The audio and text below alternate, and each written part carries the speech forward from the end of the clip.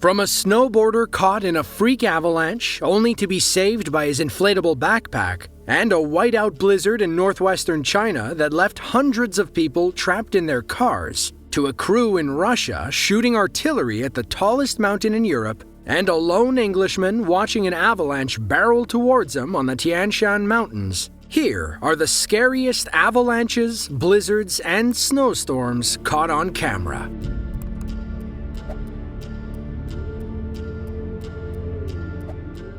Tacheng City is a county-level city in northwestern China, right on the eastern border of Kazakhstan. You don't usually picture whiteout blizzards when you think of severe Chinese weather, but given its position in the Altai Mountains, Tacheng City and the rest of northern Xinjiang is susceptible to brutal winters. In mid-February of 2017, a long-lasting cold front brought freezing conditions into the city. Temperatures dropped as low as minus 13 degrees Fahrenheit, and a 13-inch blanket of snow fell over Tacheng. With visibility at basically zero, drivers could only wait helplessly in their cars for someone to dig them out. Others tried to brave the storm.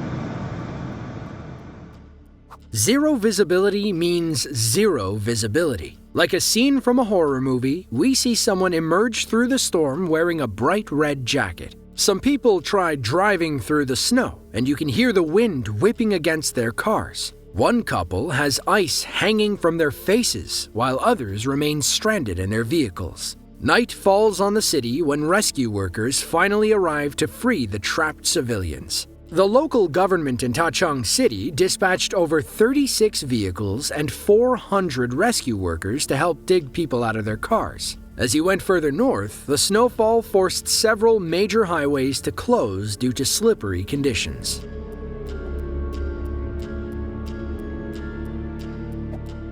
North Caucasus is a sub-region of Eastern Europe, sandwiched between the Black Sea to the west and the Caspian Sea to the east. Though part of the Greater Caucasian region, North Caucasus is under Russian control. It's also home to the tallest mountain in Europe, Mount Elbrus, standing over 18,500 feet tall. On March 24th of 2018, a powerful avalanche rolled down the side of Mount Elbrus to a small parking lot at the mountain's base. The row of parked cars didn't stand a chance as the snow approached. Their owners knew it was too risky to try and move them. So instead, they pulled out their phones and pressed record.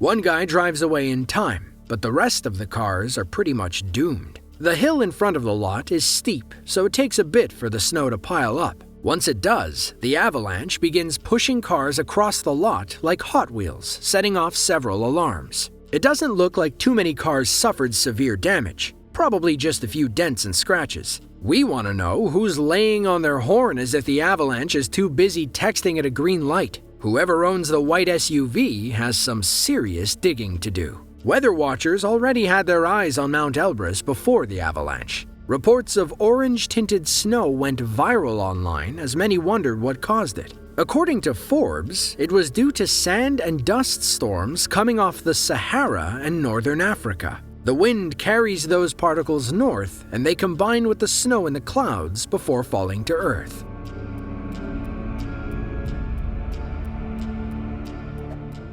Whistler is a small resort town in southern British Columbia, about 2 hours north of Vancouver. They're known for their mountain biking and hiking trails in the summer, and their alpine skiing and snowboarding slopes come winter.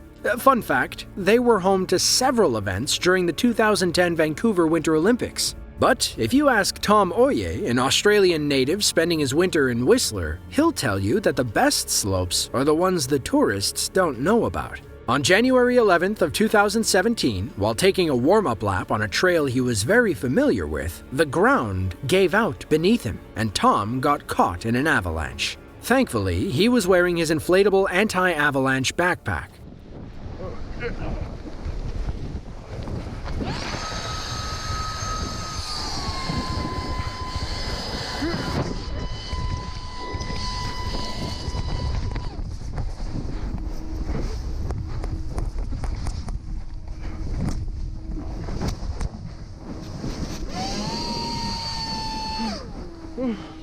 Oh shit. Buddy.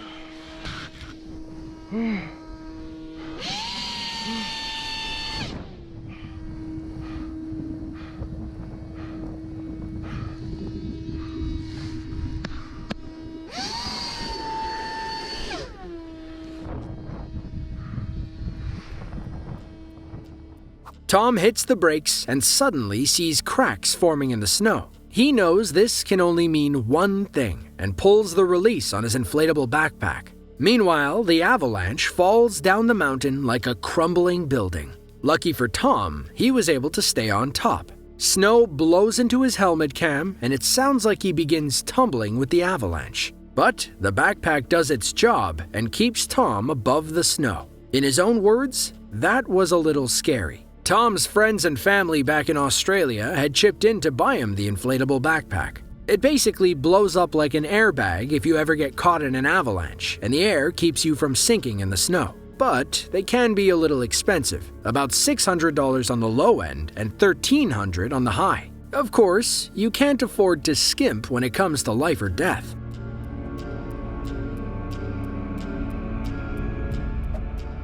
The Tianshan Mountains, also known as the Celestial Mountains, is a large Central Asian mountain range stretching 1,500 miles west-southwest along the border of China and Kyrgyzstan.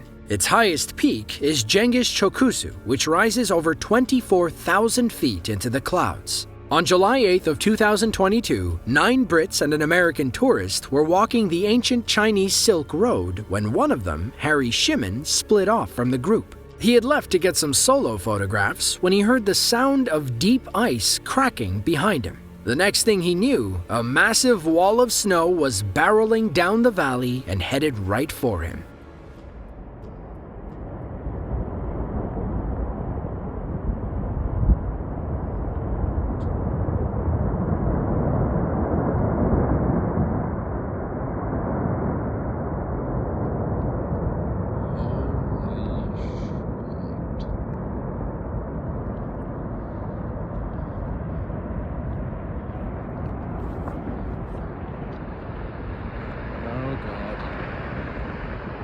Oh dear God.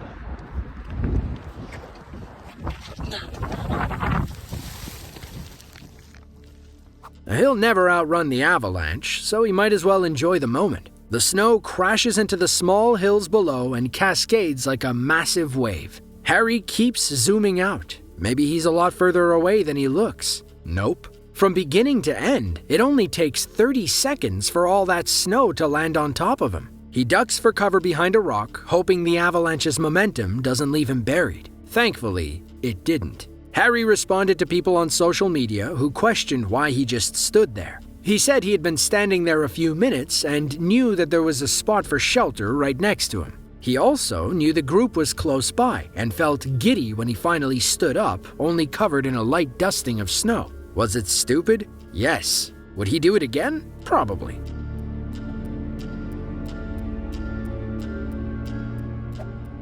The Altai prefecture is home to about 500,000 people in northwestern China. It shares a border with Kazakhstan, Russia, and Mongolia, and like Tacheng City, its position in the Altai Mountains means heavy snowfall in the winter months. On January 23rd of 2016, a particularly heavy storm blanketed Altai prefecture. Heavy winds caused several cars and trucks to get stuck on the highway. Rescue crews arrived to help, but there's only so much you can do when it's snowing sideways.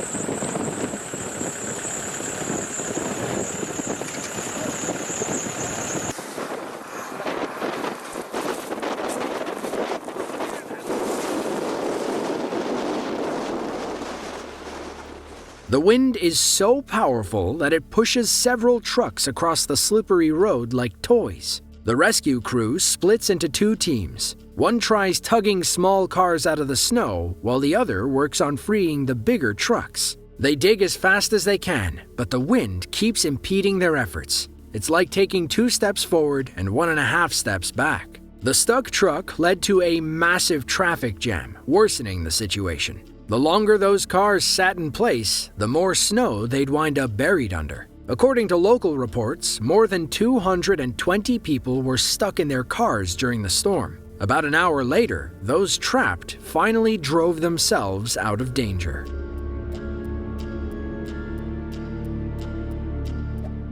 Now, you'd expect the tallest mountain in Europe to sport some nice ski resorts. Well, if you ever end up in the Republic of Kabardino-Balkaria and have about 2,000 rubles on you, check out the aptly named Mount Elbrus Ski Resort. With an even mix of easy and moderate slopes, it's a decent time for any casual skier. Just don't go when they're planning a controlled avalanche. Sometimes the best way to keep everyone safe is to fire World War II-era artillery at the mountain. When the crew at Mount Elbrus wants to trigger a controlled avalanche, they'll shoot the mountain with a 35-pound artillery shell from a howitzer cannon. Just before Christmas in 2021, 2 resort workers stood a little too close for comfort to the incoming avalanche. The crew fires the cannon, and a few moments later, the avalanche rolls down the mountain. 2 workers stand outside to watch, while our cameraman remains safe indoors. A massive snow tsunami crashes over the trees and races toward the building.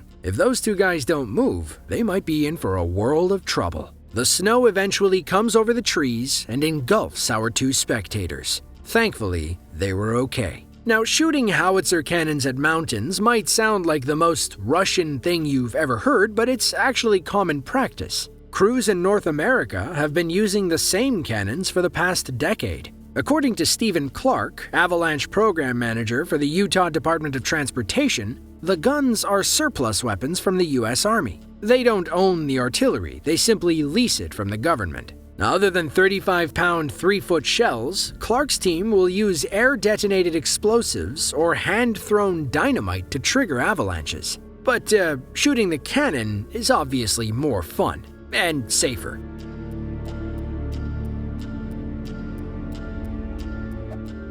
The Rakaposhi Viewpoint is a popular tourist attraction and photo op for those traveling through the Karakoram Mountains in Pakistan. The mountains themselves sit in the Kashmir region and are home to K2, the 2nd tallest mountain in the world. But sometimes you don't have to climb the mountain to be in danger. Sometimes the danger comes down to you.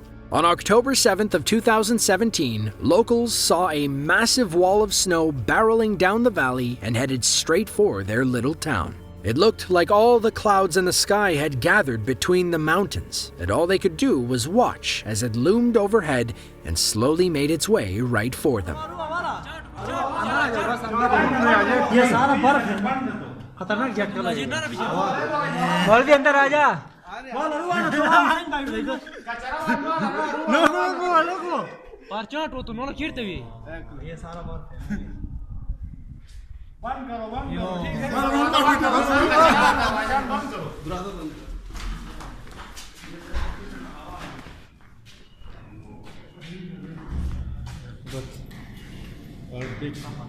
Ja, den der synes jeg ikke tager top til det, så bliver det hvad du tænker til, synes jeg last du kan. Synes jeg godt kunne den kunne du passer ind. Ja, det var jeg der. Syukur ya harap bahagia. Berapa.